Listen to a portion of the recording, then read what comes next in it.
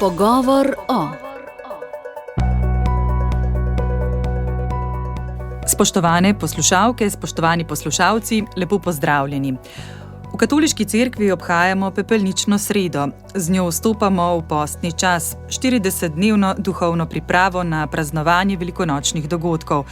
Ker smo v svetem letu, smo še posebej povabljeni, da se usmerimo k resnični izpolnitvi v dosegu cilja, ki je, kot je v tokratnem pastirskem pismu vernikom Ljubljanske nadškofije med drugim poudaril ljubljanski nadškof metropolit Stanislav Zore, vstati s Kristusom. Zato je pomembno tudi pravo izhodišče, je dodal. O tem bo tako tekla beseda v današnji oddaji Pogovoro, v katero smo povabili narodno delegatko za sveto leto, sestro Boženo Kutnar in duhovnika, župnika v Idriji, biblicista magistra Marka Rijavca.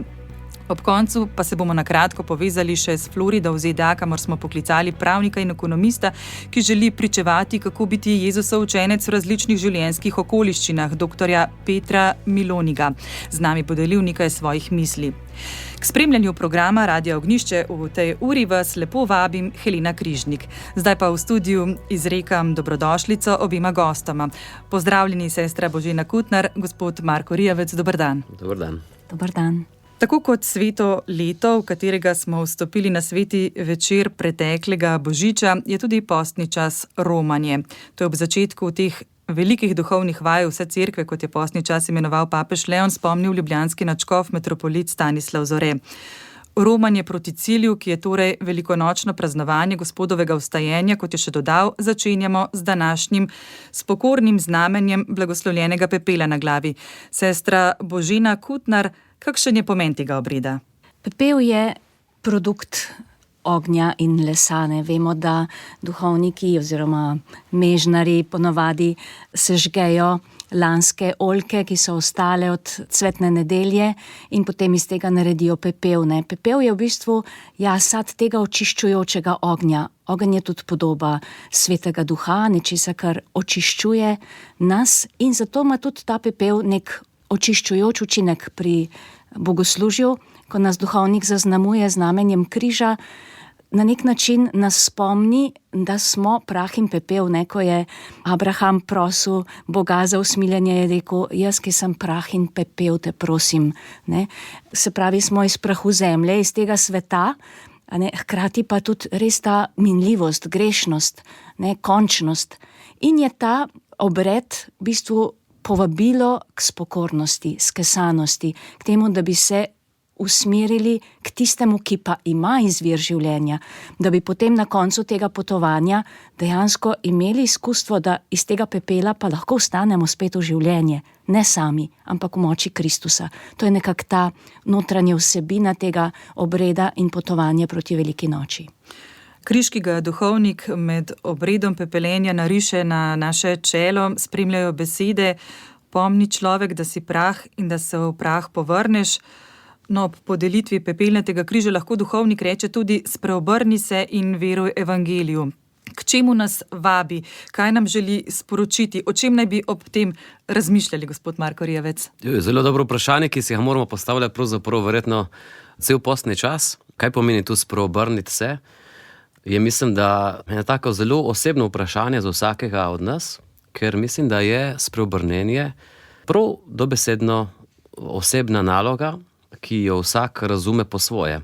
Ker pač imamo vsak svoje težave, vsak neka svoje suženjstva, in mislim, da je prav tu, da človek spozna, kaj je to, in potem se poskuša s pomočjo Kristusa in evangelija in Božje milosti, ki je, se mi zdi, v tem času še posebej močno prisotna, res od tega osvoboditi in začeti neko novo življenje. Se pravzaprav za to gre, Lepo, kakor je sestra Božena že povedala, da začnemo, zame tudi ta pepel pomeni konec nečesa starega in začetek nečesa novega. Ko nekaj sežgemo, imamo prostor, imamo spet priložnost, da začnemo drugače, kakor smo gradili poprej. Zakaj pravzaprav obhajamo postni čas, sestra Božena? Kaj predstavlja v življenju cerkve? Zakaj pred praznikom, ki nas spominja na največji čudež in temelj naše vere, to je na Kristusovo vstajenje od mrtvih, potrebujemo to obdobje intenzivne duhovnosti? Prav tako je, kot ste rekli, gre dejansko za pripravo na veliko noč. Če hočemo nekaj tako velikega, kot je velikonočno tridnevje, velikonočna skrivnost obhajati zares, moramo na to pripraviti svoje srce.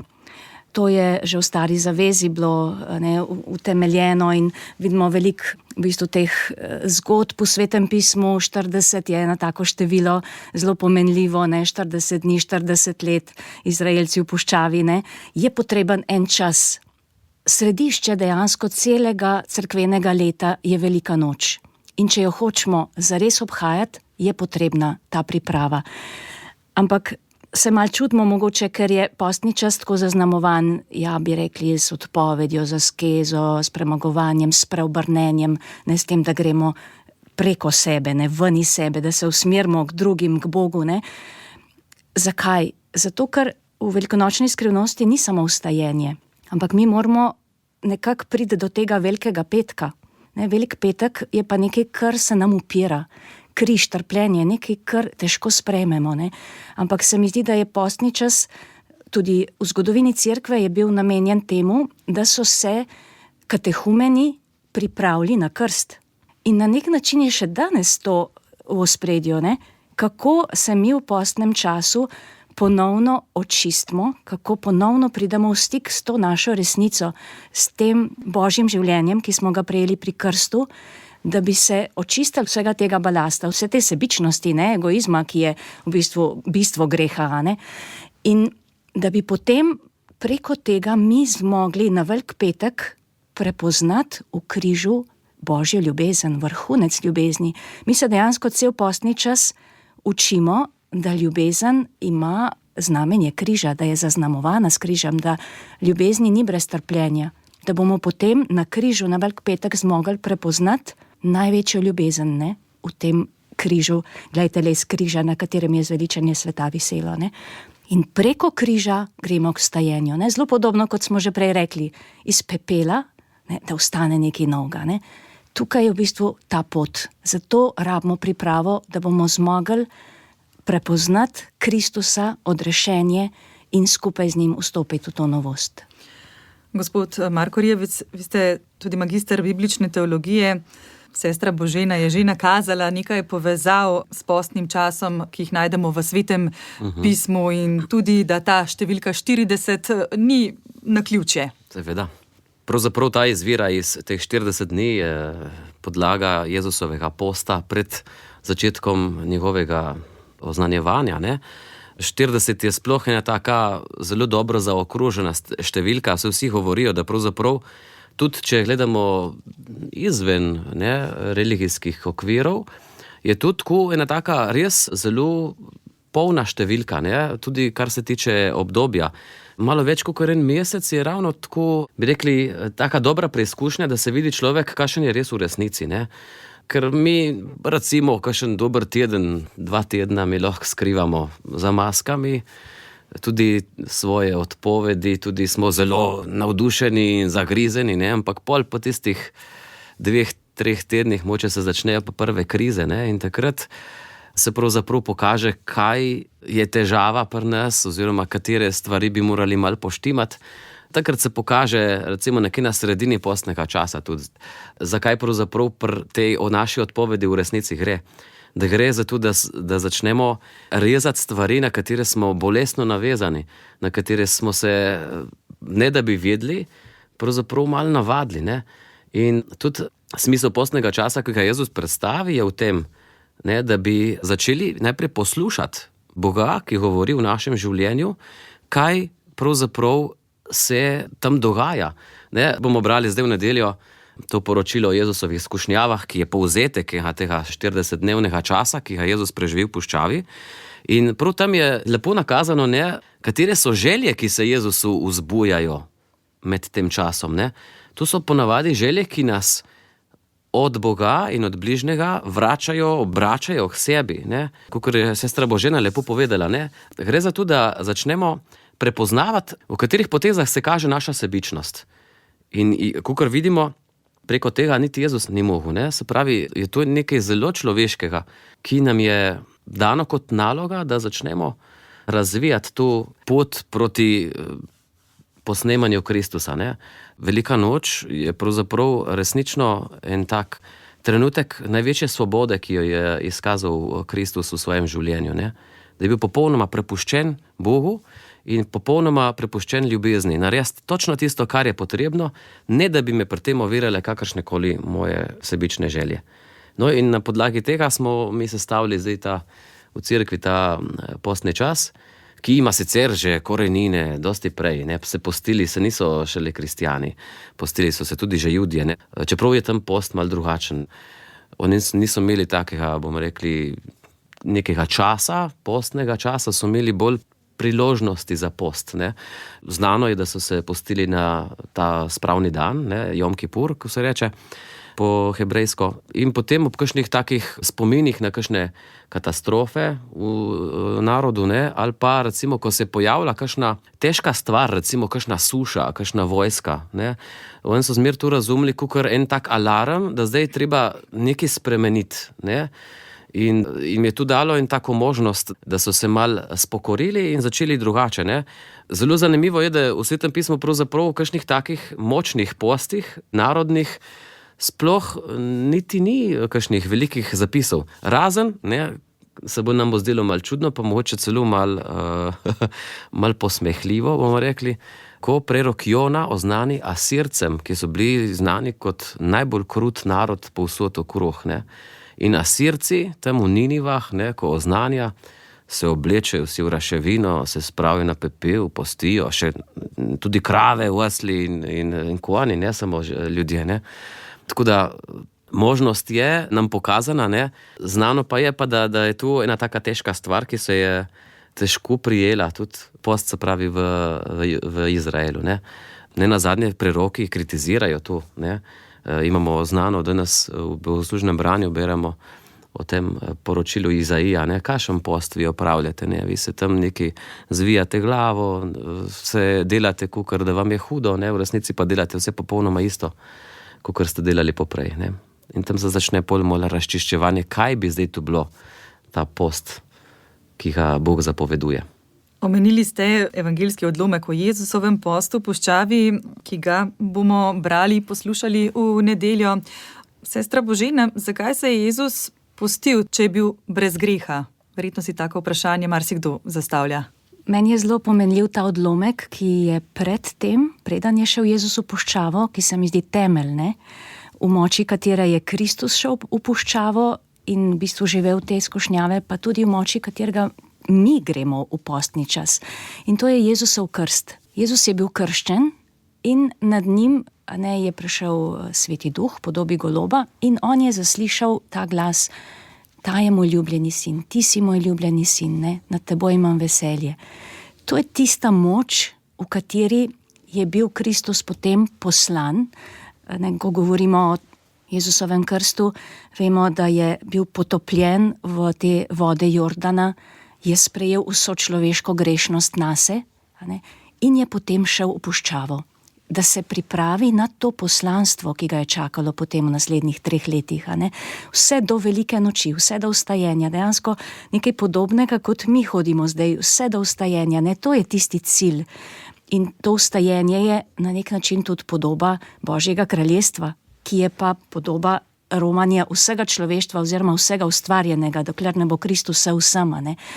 Tako da Kristusova pot je bila na nek način, oziroma ta post njegov je bila priprava na to javno delovanje, hkrati je pa tudi pokazal, da je on zares popolnoma vzel nase vso človeško naravo. Da je tako bil podvržen vsem skušnjavam kot vsak človek. In te skušnjave se dejansko dotikajo 3 temeljnih dimenzij: odnosa do Boga, do človeka in do stvarstva. To so v bistvu te 3 dimenzije in je bil Kristus skušan, kako bo zdaj, a bo živel kot Božji sin, ali bo živel kot človek, ki hoče neke stvari imeti zase, ali bo egoistično zase jemal, iskal slavo, uveljavljal svojo voljo. In tukaj je Kristus pokazal, kakšen je način življenja človeške narave na način Boga, na Božji način, na način darovanja. On ni ničesar vzel, ni na silo spremenil kamna v kruh. je spoštoval naravo, je videl v njej eno drugo dopolnitev, ne? Ravno tako ni iskal svoje slave, ne?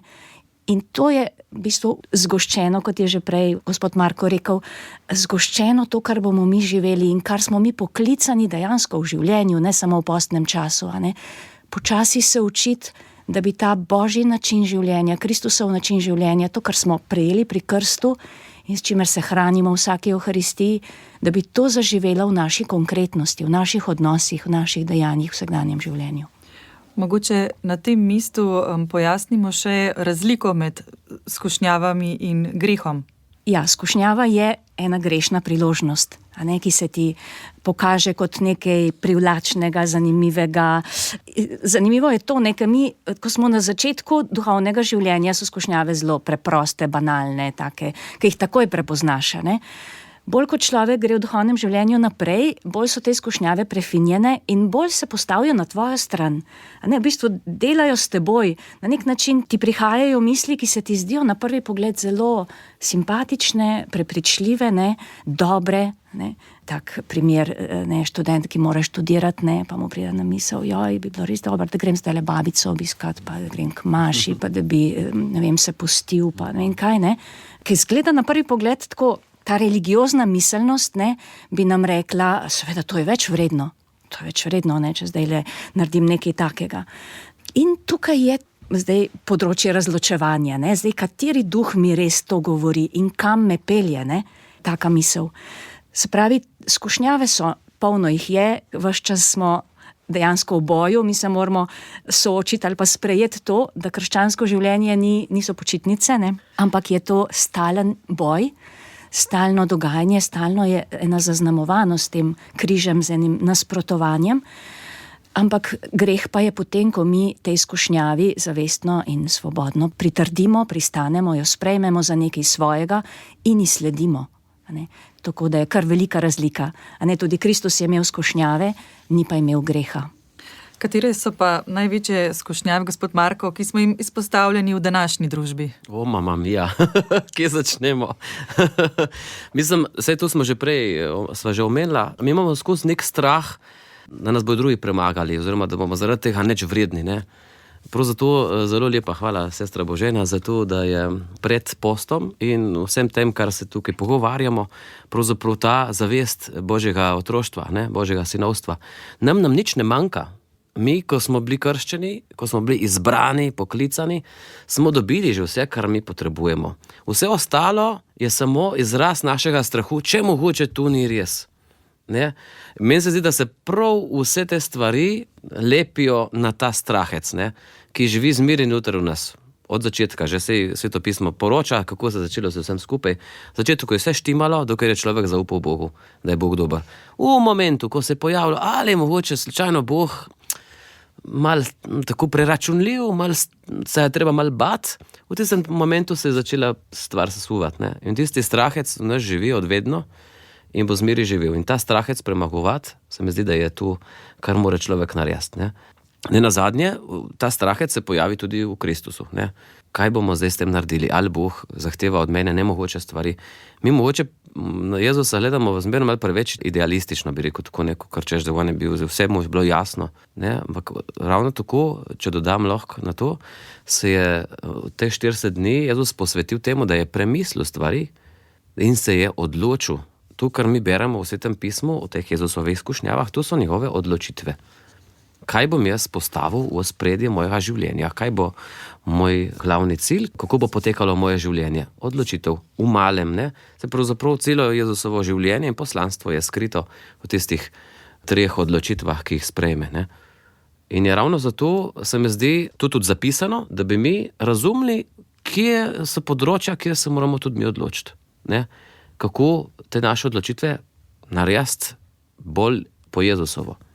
In verjetno nas prav postni čas še posebej sooča s tem vprašanjem, kaj v življenju res potrebujemo in kaj je odveč, kaj bi rekli? Ja, seveda, jaz se spomnim, kaj sem se enkrat pripravljal z mladino za ene take postne duhovne vajce, sem prebral eno misel od Michelangela, ki je rekel, da je kip samo en kos marmorja, ki mu je treba odvzeti stvari, da se bo pokazala njegova prava podoba, ne? Meni se zdi, da postni čas je točno tu, ne? Da pridemo do te svoje prave podobe, ampak zato je treba pač neke stvari odstraniti. In to so predvsem stvari, ki nismo mi. Ne? To je tisto. Lepo je povedala sestra, nekaj, kar se nam mogoče zdi, da smo mi.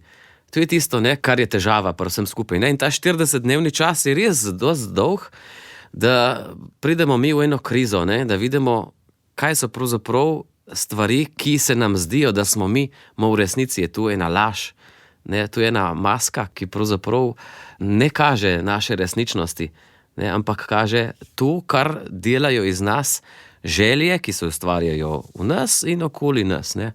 Saj to je tisto, če ne bi imeli, naš post bi bil verjetno v kakšni malo bolj skromni družbi, ne toliko potrošniško naravnani, dosti bolj preprost, kot je zdaj. Ne.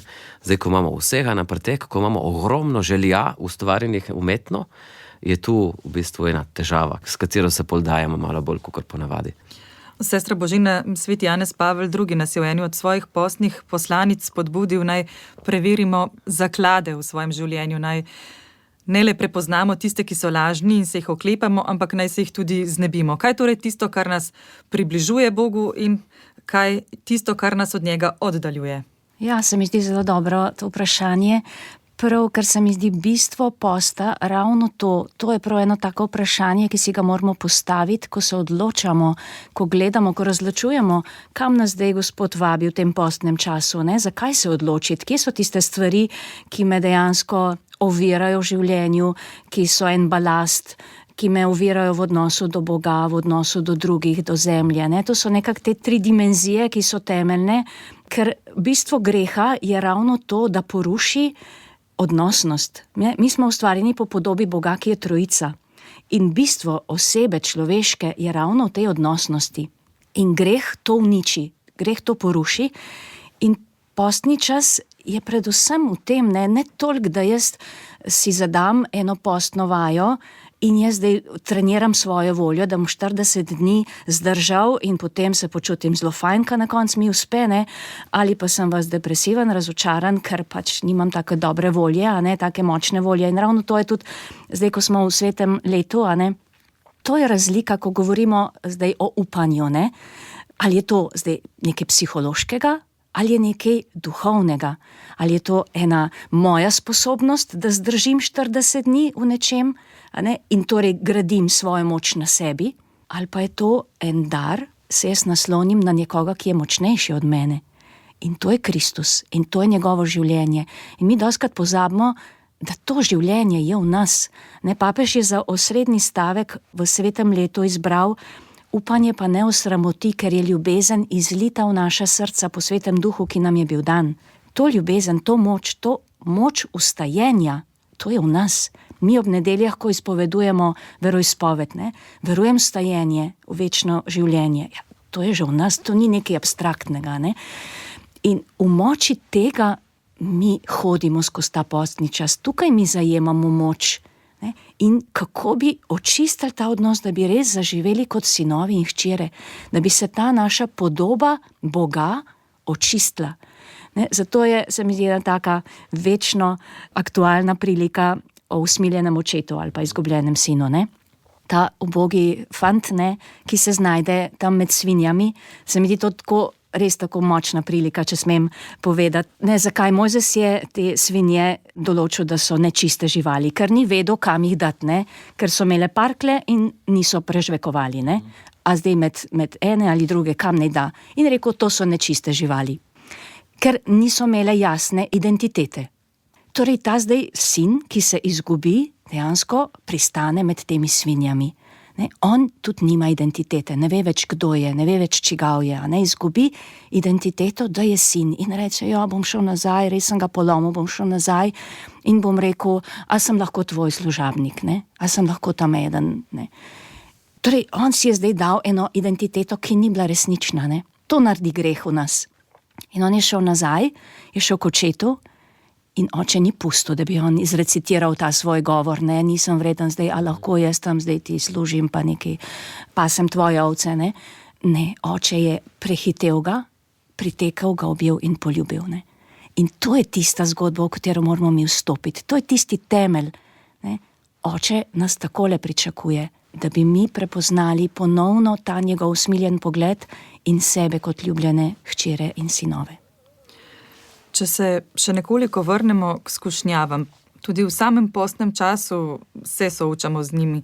Hitro se ob odpovedovanju, premagovanju lahko ujamemo v katero od pasti. Kakšne so lahko te pasti, gospod Marko? Predvsem meni se zdi, da je najhujša past točno tu, da bi jaz zdaj dokazal samemu sebi in si pripel neko medaljo na koncu postnega časa, ker vemo, da ponavadi tak postni čas vodi samo nazaj v staro stanje, ne.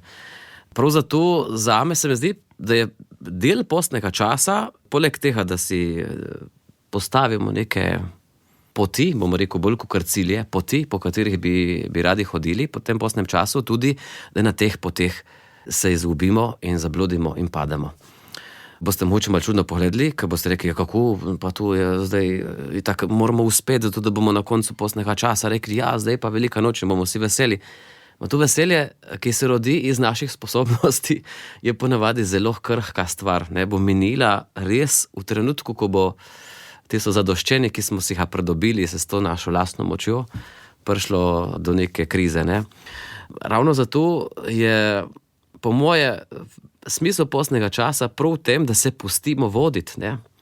Torej, kakor sem rekel že prej, da začnemo poslušati. In poslušati je zelo težko, ker se v postnem času soočamo s svojo resničnostjo, ki res ni taka, kakor smo si jo zadali, oziroma kako smo si jo želeli, celo kakor smo si jo predstavljali, da je, ne. In zame je recimo en dober sad postnega časa, da ugotovim, v čem vse sem ga polomil, recimo, ne. Oziroma, kje so neke stvari mojega življenja, ki ne delujejo, ki ne funkcionirajo. Pravzaprav je tu, ne da bomo zdaj na koncu, da bomo za veliko noč dobili neko medaljo, ne, ker smo zdaj uspeli, ne vem kaj. Ampak postni čas je začetek nečesa novega, ne. Zato se mora nadaljevati pol in v velikonočnem času in vsem skupaj, ne. In je zelo težko, ne, tu ločiti od take zelo, zelo otroškega pogleda na postni čas. Otroški pogled na postni čas je tako, ne, zdaj se bom odpovedal temu pa temu pa temu in bom zdržal, na koncu bom strašno vesel. Kar je dobro za začetek, ampak ne za odraslega človeka, ne. Odrasli človek pa mora razumeti, da je ta, recimo, ne vem, odpoved, ki si jo jaz zadam v postnem času, ni namenjena temu, da bom jaz na koncu si priznal, da sem zdržal in bom vesel zmagovalec, ne, ampak da bom razkril resnico o samem sebi in bom pol mogoče preko tega videl, kateri so segmenti, na katerih jaz moram delati, oziroma še boljše, na katerem moram bolj poslušati Božjo besedo, Boga, njegovo voljo, kam me hoče pripeljati pri teh stvarih, ne. Zame je alarm, ki ga postavi, če smo že prej, kakor smo govorili v postu v Stari zavezi, zame je to, kar se mi zgodi tudi ena taka katastrofa, recimo, ko moj postna odpoved ali program ali akcija propade, je en alarm, ki mi želi nekaj povedati. In je dobro, da do tega pride. Jaz skoraj rečem tako, da če ne pride do neke krize, oziroma ko se nekaj zlomi, potem nisem izbral zadosti dobre akcije oziroma neke poti v postnem času, ne. Ravno zato je ta prelom, ki se mora v meni zgoditi, je za post pravzaprav nujen, ne. Če smem, je še eno stvar, se mi zdi zelo dragoceno, ampak meni je recimo to res zelo pomembno, ena moja izkušnja nedolgo nazaj, mislim, da je bil, cerkev je povabila k postu za mir, se mi zdi, in je bil ravno tak dan, poln, ko mi ni uspelo, res prav nič posta nisem imela tisti dan, in zvečer sem prišla k maši tako skesano in sem rekla, lej, gospod, to je to, ne. In sem res doživela, lej, rajši te imam takšno, ne, kot pa da bi bila na koncu dneva napuhnjena, evo, lej, gospod, s svojim postom prihajam k tebi, zdaj poglej, kako sem fajn, ne. Se mi zdi, da je to tisto, ne, namen posta je, da se stisnemo k Kristusu. Ne, da smo mi perfektni, ne, da mi uspemo, ampak da predvsem takrat, ko nam ne gre, nas bolj potegne k njemu, da takoj gremo k njemu. Svetniki niso bili svetniki zato, ker niso grešili, ampak ker so takoj se obrnili k Kristusu, ne, takoj se obrnili k očetu, ne, in mu zaupali. In to se mi zdi, da je tista stvar. In tudi, ko se mi odpovedujemo, se mi zdi zelo pomembno to. Ne samo odpoved. Jaz se nečemu odpovem in to je to. Ne, zraven moram imeti neko alternativo. Zakaj se temu odpovem?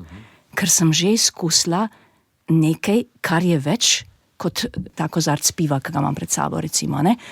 Ker sem že izkusila Božjo ljubezen, jaz sem že izkusila odrešenje, jaz sem že izkusila, da mi je Bog dal neskončno več, kot je tole.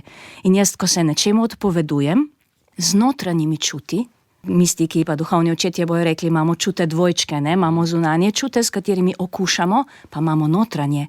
In jaz s srcem hkrati okušam nekaj, kar je več, kar me duhovno hrani. In to mi ostane. In to mi je tisto, kar mi je pomembno. In na ta način se jaz izgrajujem v duhovnega človeka, ne? Verjetno tudi zaradi vsega tega v postnem času res ne gre le za odpovedovanje, premagovanje, ampak sta tu še molitev, dajanje miloščine.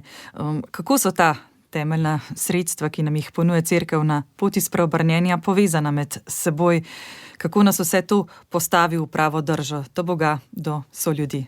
Ja, to so te 3 temeljne drže, ki jih cerkev daje kot sredstvo in zajemajo to, kar smo že prej rekli. Skušnjave zadevajo dejansko dimenzijo odnosa do Boga, do stvarstva, do človeka. To so pa 3 zdravila zdaj. Molitev, v bistvu ne gre tukaj za ponavljanje obrazcev, ampak to, kar sem ravno prej govorila, za ta odnos, za ta navzočnost, za izročanje, ne? To, kar je Kristus živel v vsem svojem življenju, zgodi se tvoja volja, Oče, ne? Tvoje roke se izročam, ne? Ta izročitev, to zaupanje, ta drža zaupanja. Potem druga stvar je miloščina. Tukaj je ozdravljanje tega odnosa do drugih ljudi, ne? Da nimam stisnenih rok, da ne grabim samo zase. Pa ne gre tukaj samo za materialne stvari, ne? Tukaj gre tudi za čas, tukaj gre tudi za znanje, za svoje sposobnosti, ne? A sem zmožen deliti, ali vse jemljem samo zase, ne? To, kar sem jaz pridobil, je moje. Ne? Tukaj, da naredim en korak, da prepoznam v drugem del Kristusovega telesa, da prepoznam v drugem samega sebe v bistvu, ne? No in ta tretji korak, tretje sredstvo je pa v odnosu do stvarstva, do vsega ustvarjenega, in tukaj je ta pripomoček post, ki ni nujno vedno samo vezan na materialne stvari, ampak prav v tem osvobajanju sebe, sebe od vsega tistega odvečnega, da bi zmogli v vsem ustvarjenem, vključno s samim seboj, ne, doživeti in sprejeti, da je to Božji dar, da je Bog tisti darovalec, da je Bog tudi, bi rekla, lastnik vsega in mu to pripada in da nekako ozdravljamo te odnose s temi dejanji. Ko omenjamo spreobrnenje, apostol Pavel večkrat govori o starem in novem človeku. Zakaj gre? Stari človek, tako pravi Pavel, je nekdo, ki je meseni človek, ne? Nasprotju s človekom duha, ne? Mogoče se je v zgodovini tudi dosti tako razmišljalo, da je to, kar je telesno, zato slabo in kar je duhovno, je dobro. Kar je tak zelo pogost problem tudi še danes, mislim, da v naših glavah, ne? Ker če smo že pri tem, ne, pri postu, dosti krat lahko razumemo, kakor da je treba svoje telo, tako pravi tudi Izaija, da je treba telo mrtvičiti, ne? Se pravi, da se je treba od telesa osvobajati. Zame je post namenjen ravno temu, da telo osvobodimo, ne? Oziroma, da je naše telo, ki je povezano z našim duhom, postane nekaj poduhovljenega, ne? Da razume te stvari, o katerih je govorila sestra Božena, kot o nečem, kar moje telo ne zatira, ampak moje telo povzdiguje v neko dostojanstvo, ki si ga zasluži kot ustvarjeno, ne, kot nekaj lepega, kot nekaj svetega, kot nekaj božjega, bomo rekli celo, ne. In zame je tudi tisto, čemur pomaga post, ne.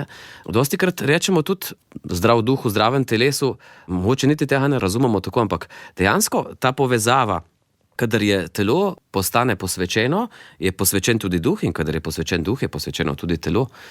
To dvoje je nekaj zelo povezanega, ne. Začne se pa tako, da jaz razumem te stvari. Pavel govori o delih mesa in o delih duha, ne? In med temi dvemi deli moramo razločevati, ne?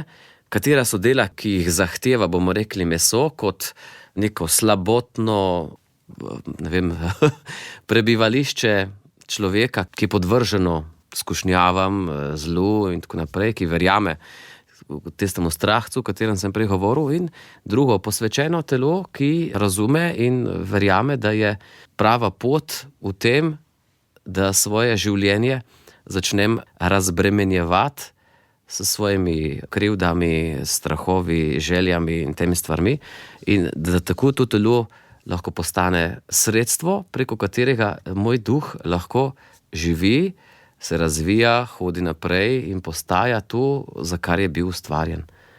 Se mogoče se zdi, da je to ena taka zelo zblojena stvar, ampak v bistvu ni, ne, bolj kot človek te stvari opaža pri sebi, se pravi, katere so ta dela mesa, če lahko rečemo temu tako, bolj vidi, kako je to nekaj, kar ga obremenjuje, prav obremenjuje, tako tudi telesno obremenjuje, se počutimo težko, sključeno, tako res težko živimo. Jaz dostikrat vidim, da recimo post, ki ga živim prav na telesni ravni, ne, ker se mi zdi strašno všeč, da cerkev pri tem še zmeraj vztraja, ne, za strogi post, pa v petkih, da mesa ne jemo, ne. Tu ima nek smisel, ne, da mi poskušamo razumeti, da se tudi takrat, kadar se naše telo boljše počuti zaradi tega, ko reče neki stvari, ki je ne potrebuje, ne, da se takrat nekaj zgodi tudi z našim duhom, ne.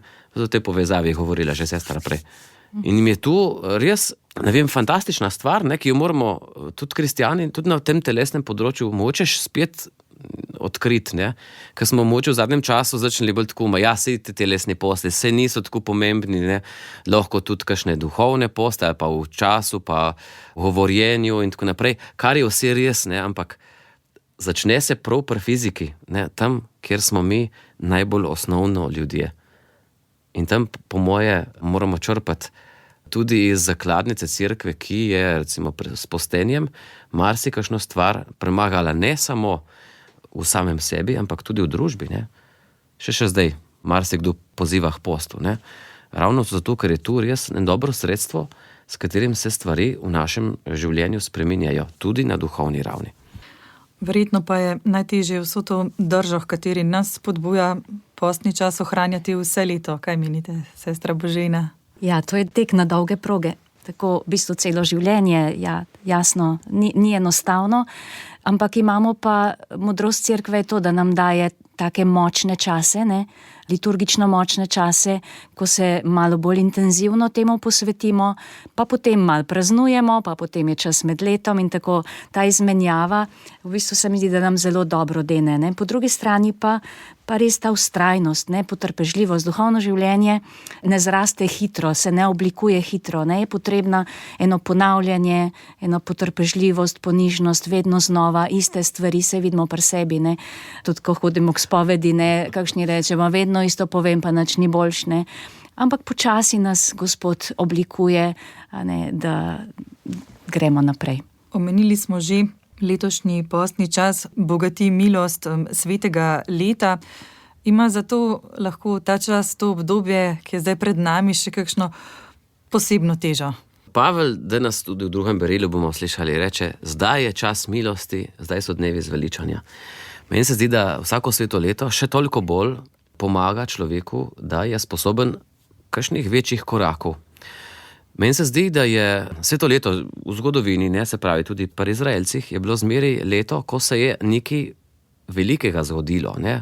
Ko je bilo zapovedano, da se more zgoditi nekaj velikega, recimo odpust dolgov, da se je res nekaj razrešilo, kar je bilo v družbi že dolgo časa zavezlano, ne. In meni se zdi, da je prav zato to ena taka dobra priložnost, da to razumemo kot nekaj velikega tudi mi. Imamo dobro priložnost. Jaz verjamem tu, da na sveto leto je več milosti na voljo, bom rekel, ne. Zato, ker je verjetno tu nek milostni čas, v katerem Bog od nas želi nekih stvari, ki smo si jih mogoče do zdaj malo tako, si nismo upali, smo si jih dali malo na stran, ne, ker smo vedeli, da nekaj bi bilo za narediti, ampak take stvari, ki so res težke in zahtevajo dosti časa in kakšno zelo pogumno dejanje, zahtevajo od nas veliko moči in odločnosti, ne. In jaz verjamem, da če je sveto leto bilo dano, tako bom rekel, tudi po Božjem smislu, ne, v Svetem pismu, da je bilo to dano ravno zaradi tega, ne, da je človek mogoče takrat bolj sposoben narediti kakšne velike, težke stvari, težje stvari. Jaz sem v nedeljo, ko smo imeli oznanila, ko sem malo predstavil, kakšna je ta postna postava in tako naprej, sem rekel, mogoče je letos čas, da lahko naredite kakšno življenjsko spoved. Mogoče je čas, da naredite kakšno stvar, ki jo že dolgo časa odlašate, ne, pa veste, da je bilo treba narediti, zato ker vas bremeni in vas obtežuje in ne vem, ali se skregani s kakšnim sosedom, ali vas muči kakšna dediščina, ali vas ne vem kaj, karkoli. Take težke stvari se mi zdi, da imajo v svetem letu še toliko bolj možnost, da se končno premaknejo z naših pleč in da jih pustimo in zaživimo kot romari upanja, res malo bolj svobodno. Ne? Tako da je dobra prilika moče in še, ko bomo rekli, postni čas je eno tako sveto leto svetega leta. Ne? Zakaj ne bi izkoristili prav ta čas za razmislek, kaj bi to bilo, za molitev, zato da pridemo do nekih dobrih odločitev in da potem s pomočjo, verjamem, Božje milosti, to lahko tudi naredimo. Ki pa vi, sestra Božena, vidite ti priložnosti svetega leta v svetem letu, kot je zdaj dejal gospod Marko? Tako, tudi meni se mi zdi, da je zelo dobro povedal. Izstopa predvsem ta vidik že v Stari zavezi, kot je bilo že omenjeno. Tukaj je šlo res za eno pravičnost, pravične odnose. Vsem ljudem dati neke enake možnosti tudi za življenje. Zato so dobili Izraelovi rodovi nazaj svojo prvotno zemljo na 50 let, da so imeli iste možnosti za življenje, ne? Ker Bog je rekel, to je moja lastnina, človek je moja last, zemlja je moja last, nihče si je ne more lastiti. Ne? In se mi zdi, tudi zdaj papež v buli, ki jo je razglasil ob začetku svetega leta, pokaže na te izzive današnjega časa, ne? Ki naj bi postali znamenja upanja. Ne, zato tako poziva in se mi zdi tudi zdaj, ko je v bolnišnici, tako močna ta njegova molitev za mir, to njegovo klicanje, kako nesmiselna je vojna, posebej zdaj z te perspektive iz postelja. Ne. Mi zdi, da je njegov glas eno močno pričevanje o tem svetu, močan klic, v tem trenutku, ko je res to vprašanje vojne tako močno v zraku, se mi zdi, da je tukaj eno prostorje klicanja Svetega Duha, molitve, res, da bi tukaj se človeštvo premaknilo, da bi prepoznalo, da smo bratje in sestre, da smo vendarle na enem istem romanju na tem svetu, da je ta zemlja dana vsem, tudi naslednjim generacijam, da nimamo pravice, da mi uničimo vse to. Tako se mi zdi tukaj, po drugi strani pa mi dostikrat nimamo vpliva na te velike svetovne dogodke. Ne? In tukaj se mi zdi zelo na mestu to pogledati tam, kjer sem, v svoji družini, med sosedi, v službi, ne? Na cesti, ne? Kako vozim.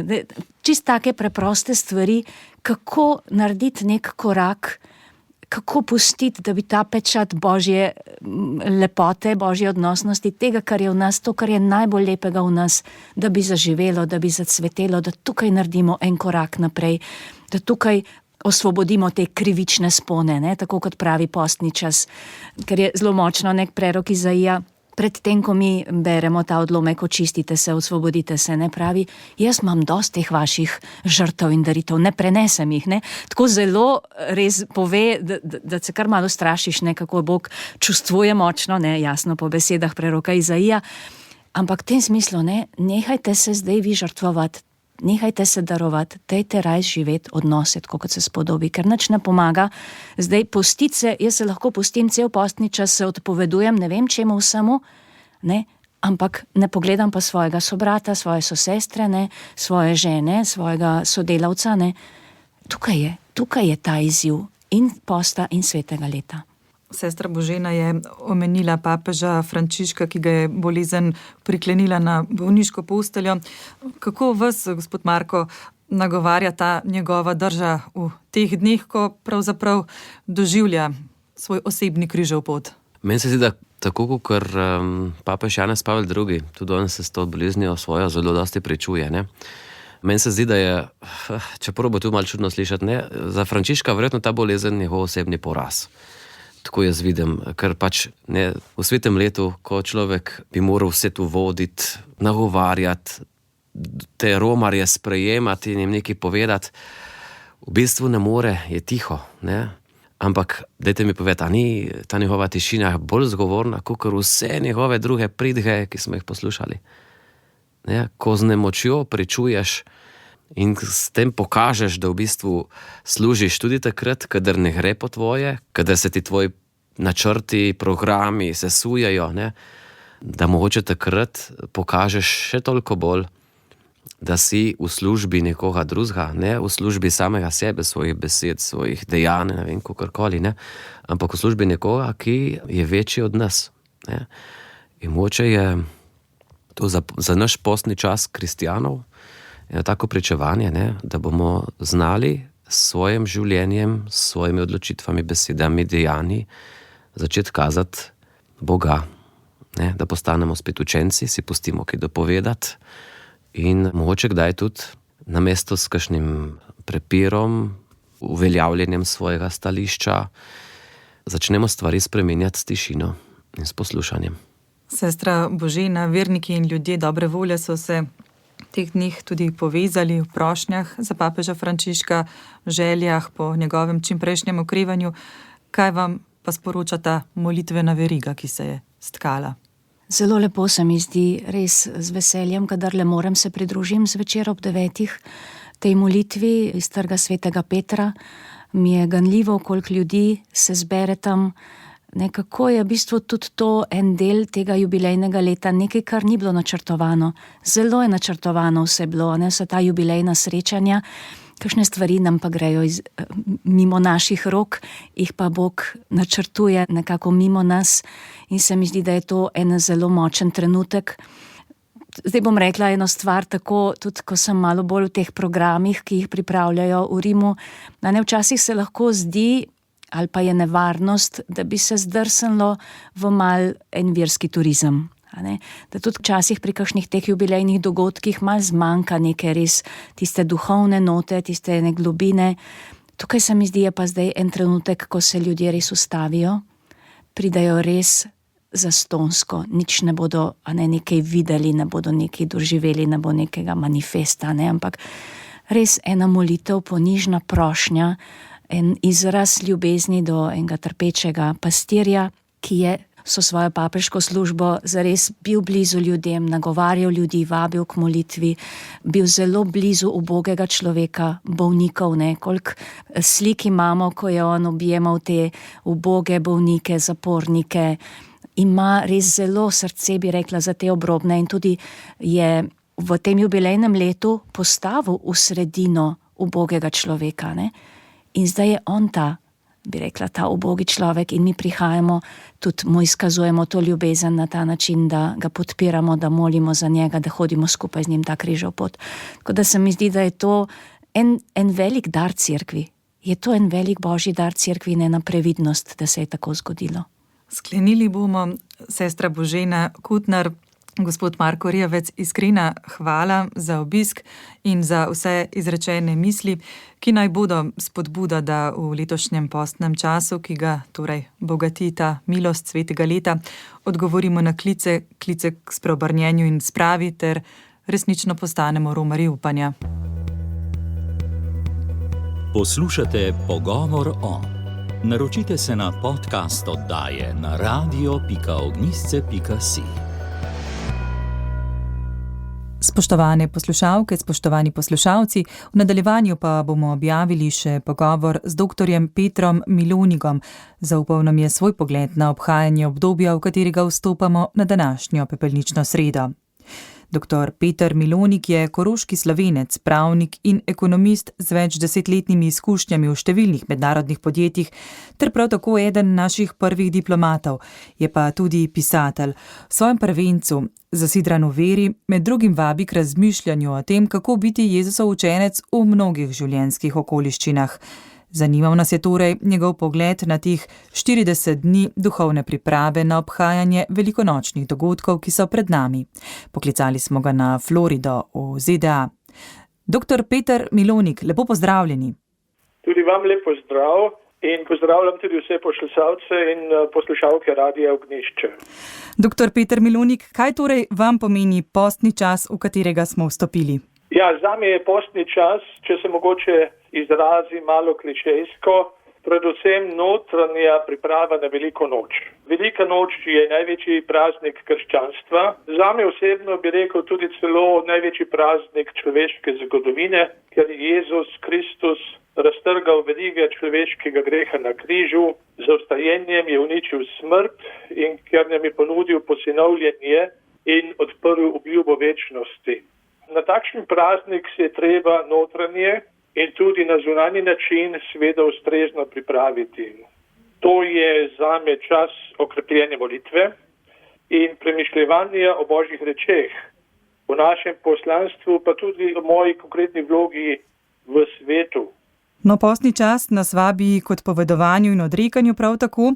Si tudi vi v postnem času naložite kakšen izziv, kako ga osmislite? Pri meni je postni čas razdeljen v bistvu na dva dela. Na tisti čas, ki se začne z pepelnično sredo in se konča na cvetno nedeljo in na sam veliki teden. V tem prvem delu skušam se odpovedati rečem in navadam, ki jih le težko pogrešam. Rad pijem recimo kavo, rad segam po sladicah, rad jem meso. Tudi rad brskam po spletnih straneh, tako da vidim, kaj se dogaja v svetu, v politiki, gospodarstvu, v kulturi in drugje, na drugih področjih. Torej, možnosti za odrekanje je ogromno in za odpovedovanje tudi. V velikem tednu pa takrat običajno ne jem ničesar in jemljem k sebi samo tekočine, tako da sem še bolj notranje naravnan na skrivnostna dogajanja in zakramente veliko noči. Tako da skušam se na skromen način nekako pokazati Jezusu, da sočustvujem z njegovim trpljenjem na križu in da je moje odpovedovanje v postnem času znamenje osebne ljubezni do njega. Da bi bil pa post v svoji celosti, bi rekel, smislen in resnično popoln, če takole rečem, mora biti pa tudi v kontekstu vere. Se pravi, ni dovolj zame, da je post samo telesne narave, ampak mora biti tudi duhovne narave. Odpovedovanje in odrekanje običajno vežemo na materialno bogastvo, na razvade. Kaj pa naprimer povsem konkretno, dr. Milonik, odpovedovanje trendom, kot sta nenehna dosegljivost in kultura prenapolnjenih urnikov? V poslovnem svetu je temu verjetno kar težko reči ne, ampak zdravo odpovedovanje tudi v tem smislu gotovo vodi v neko boljše ravnotežje med službo in zasebnostjo. Kaj menite? Ja, se strinjam. Predvsem je tako, po moji presoji, da je nujno za človeka, recimo tudi za njegovo duševno zdravje, da ga svet z vsemi svojimi pametnimi, pa tudi manj pametnimi ali nespametnimi zahtevami ne posrka vase, da se drži samo obvladovanja in da daje tej življenjski drži pravo mesto v zasebnem življenju. Najti treba pravo mero, po mojem, med zasebnim in poklicnim, ker nagovarjate ta problem, pa tudi med družbenim in družinskim. Kdaj je dobro, da je sprežemo in kdaj ni, ne? Kdaj se prepustiti zahtevam življenja in kdaj ne. Zdi se mi, da je značilno za današnjega človeka, vse v razvitem svetu, zaradi, tehnološkega napredka, socialnih omrežij in rekel bi celo neke globalne kulturne uravnilovke, da postaja proizvod zamisli o zveličavni storilnosti. Ne znam se tu drugače izraziti, ampak zdi se mi, da je današnji človek predvsem podvržen diktatu storilnosti in priznavanju človeške vrednosti na njeni osnovi, pri čemer se zahteva po storilnosti vrti na čedalje višjih obratih. Zdi se, da velja princip v sodobni družbi, da je človek vreden le toliko, kolikor je storilen in da sicer nima ne vem kakšne vrednosti tudi ne v odnosu do sočloveka. Če pogledamo recimo podjetja, imajo svoje oddelke, računalniške programe, ki merijo produktivnost delovnih procesov in zaposlenih. Celo nova ameriška vlada je ustanovila državno agencijo za učinkovitost v javni upravi. Seveda gre tu za preprečevanje korupcije in za poskus, da bi prenapihnjene državne aparate sklestili, kar je vse lepo in prav. A vendar gre tudi za to, da se postavlja produktivnost na prvo in najbolj vidno mesto. Naj povem še to, pred kratkim sem sedel v čakalnici na letališču in sem se ozrl po tam čakajočih potnikih in hotel sem videti človeka, ki bi samo sedel, razmišljal, premišljeval in se v bistvu predajal nedelu. Pa ga nisem našel. So bili vsi zazrti v svoje pametne telefone, tako samo kot utrinek tega, kakšen je postal današnji svet. Nima več časa za nobenega ljudje se nekako virtualno sporazumevajo, ne gojijo več medosebnega pogovora, niti ne znajo stopiti v takšen pogovor in s posledico, da tudi socialna kompetenca med ljudmi, posebno pa tudi, kar je dejansko osupljivo, med izobraženimi ljudmi upada, ker se ljudje ne znajo več pogovarjati brez urnika ali brez dnevnega reda. Če k temu dodamo še potrebo po duhovnosti, je pa zadeva sploh zelo kočljiva. Ljudje takih tem ne načenjajo ali ne načenjajo več, ker ne razumejo govorice duhovnosti.